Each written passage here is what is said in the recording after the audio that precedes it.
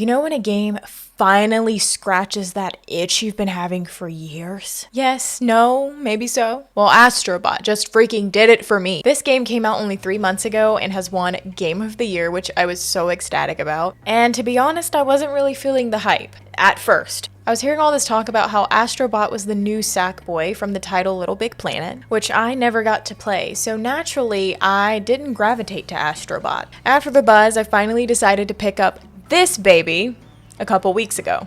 And dare I say, this was the best game I have played in a while, for a few reasons. Hi, I'm Amber, and in today's video, I'll be sharing my honest play review and opinion on PlayStation's newest mascot, Astro Bot. So strap in, and let's go for a ride in the galaxy. Oh yeah.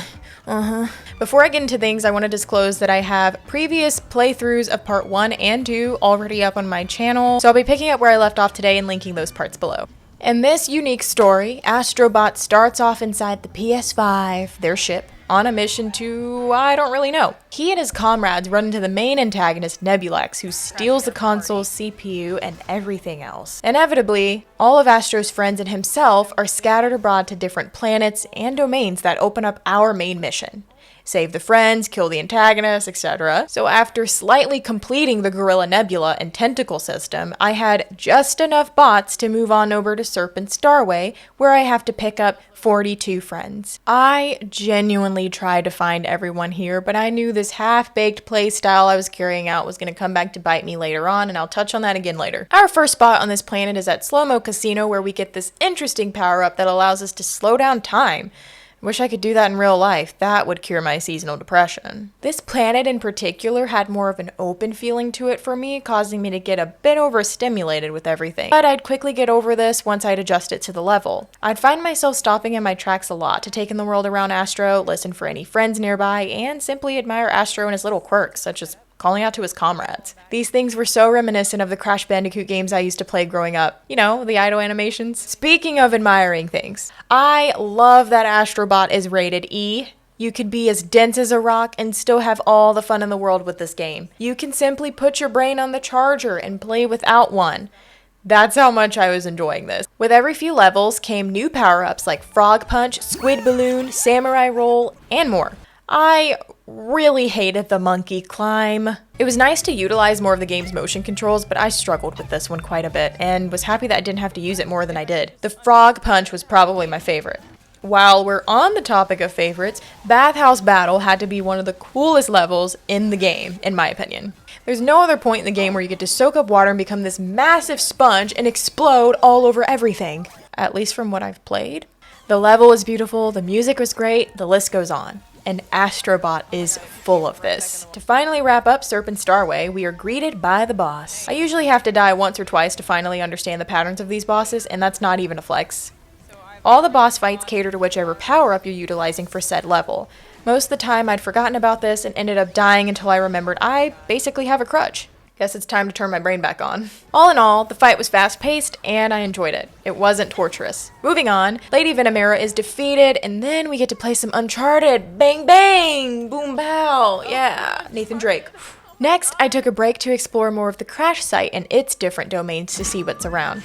I stopped at the Gacha Lab and spent all my hard-earned PlayStation currency on crane gifts and cans if I was unlucky. I had quite a bit of coins by this time, so I really thought I could impress my friends by collecting everything in this playthrough, but that fell through. The crash site does have more of Astro's buddies around, so I went to get as many as I could because, once again, I just wasn't able to find everyone, and I wanted to have enough to unlock future boss fights. Here, Astro can call on his buddies to help him reach others by teaming up and forming ladders, ropes, slopes, whatever he may need to retrieve something.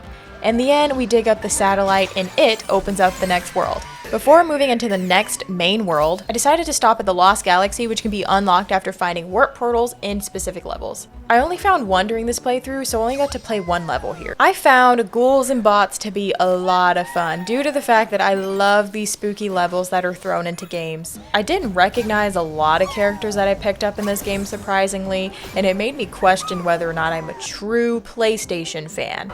But I did pick up Pyramid Head from the title Silent Hill, which was exciting. Finally, I know someone. Earlier talked about the game's motion controls, but Astro Bot also has a feature that allows you to blow into the controller for more of an interactive experience. I don't know if it's just me, but anytime I had to blow, I always got pretty lightheaded, so that was my cue to take a bit of a break. At this point, I made my way to Camo Cosmos and still carried out this a little over half-baked playstyle. I'll be honest, I knew it was my main duty to save all the bots, but I wasn't looking that hard at the beginning of my playthrough. The deeper I got into the game, the more I realized I was going to have to backtrack and buy the bird that helps you find bots you've missed in order to progress. The bird is optional, by the way. I digress. In this world, I was introduced to the Samurai Roll power-up, which basically makes Astro indestructible. I had a blast with this power-up once I figured out all you can do with it.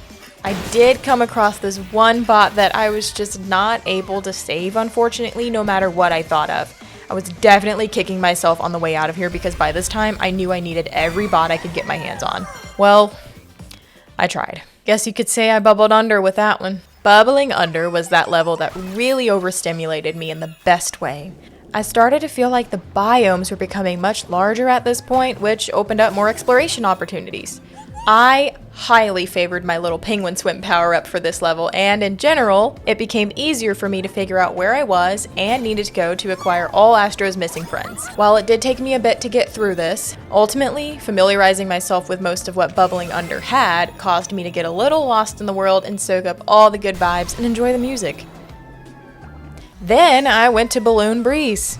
Here we're met by Big Brother, who helps us progress through this level. Once again, we get the squid balloon to help reach those high grounds.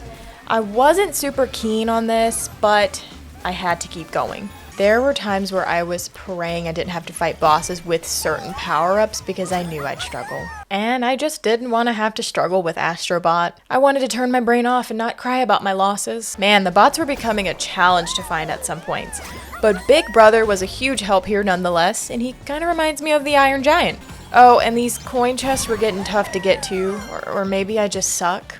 Or both. I immediately redid this level because of the embarrassing amount of bots I missed. At this point, I'd be repeating myself, but I played Spooky Time and loved every moment, especially because I was groomed by the ghouls and bots level. We got to use the clock again for Spooky Time, and mamma mia, we got all the bots. Except one. I finally got to the boss of Camo Cosmos and was disappointed to see that I did not have enough bots to get in. So I was hating outside the club.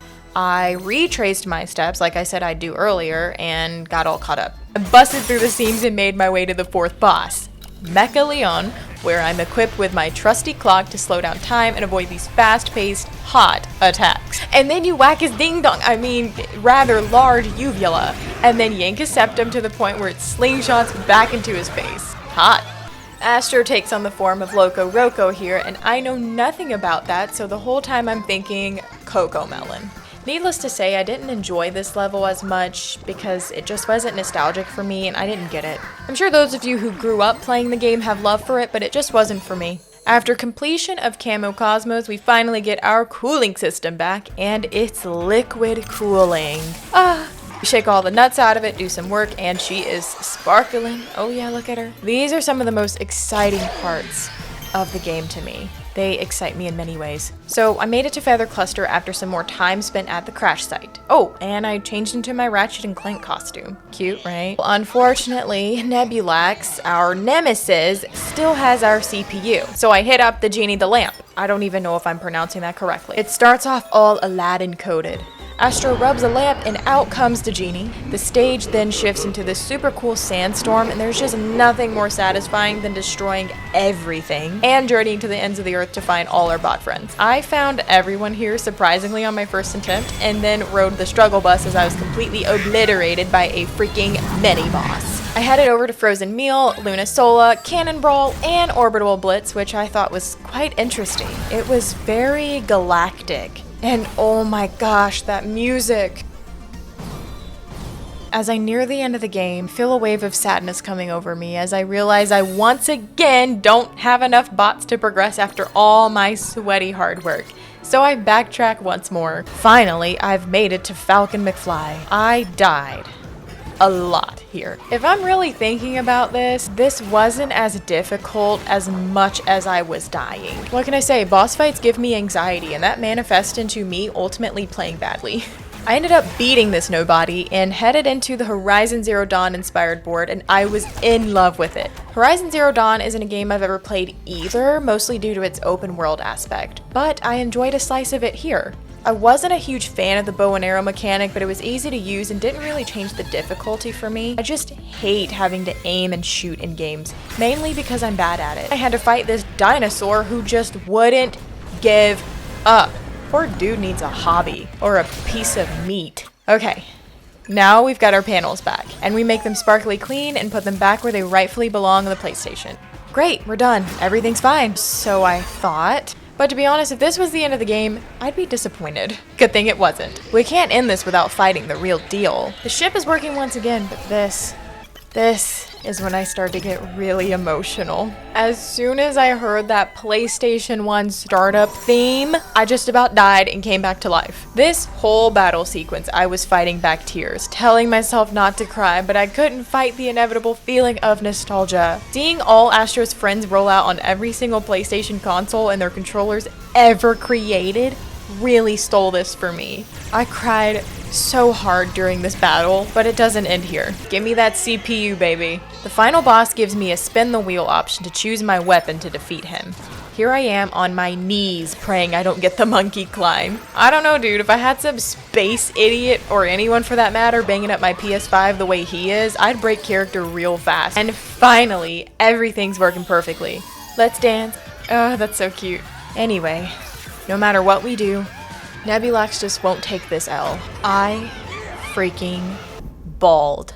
Also, Bot of War is not having this right now. In the end, I emotionally had to put Astro's limbs back on, brick by brick, to this emotional music as everyone is in the back, hopeful they're gonna get their captain back. And then I had to give him a new heart. I just couldn't get over how he saved all of them, but all of them combined weren't enough to hold him down. A true hero, I'll say. Lastly, we get to enjoy a bit more by playing through the credits where everyone's given thanks, including you and me. I was still crying, but the game just did it for me. Overall, Astro Bot has touched my heart and healed something in me. From its amazing drawn-out levels, its quirks, the cutie patootie dancing, the music, and the simple but fun controls and playstyle. I am more than delighted to have purchased Astro Bot and to get to hold on to this game for years and years. This was iconic and a game for the whole family. I have plans to go back and 100% Astro Bot at some point, but for now, I need to recover from the emotional state it's left me in. I'll say it again, my heart is full, and Astro Bot is everything to me. If you made it to the end of this video, thank you so much for watching, and feel free to share your thoughts in the comments. If you want more content like this, please be sure to like this video, subscribe to the channel, and turn on the notifications. I hope you guys have a good one, and I will see you in the next video.